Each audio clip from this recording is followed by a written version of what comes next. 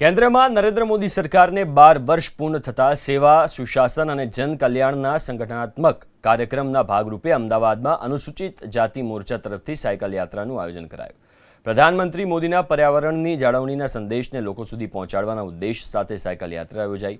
જેમાં પૂર્વ સંસદ સભ્ય અને અનુસૂચિત જનજાતિ મોરચાના અધ્યક્ષ કિરીટ સોલંકી, મેયર હિતેશ બારોટ, અમદાવાદના એલિસ બ્રિજના ધારાસભ્ય સહિતના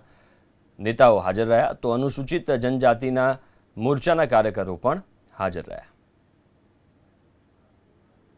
કે પ્રદેશ ભારતીય જનતા પાર્ટી અનુસૂચિત જાતિ મોરચા તરફથી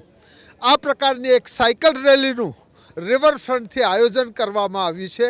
મેં એમને વિનંતી કરી કે આપ ઉપસ્થિત રહો તો એક ખૂબ જ મોટી વાત હશે, અને તેઓ મારા કરતાં પણ અહીંયા પહેલાં આવીને જે કર્ણાવતી જે મહાનગરના મેયર તરીકે જે તેઓ આવ્યા છે, હું એમનો હૃદયથી ખૂબ ખૂબ આભાર માનું છું. મગર મિત્રો, this is A party with difference,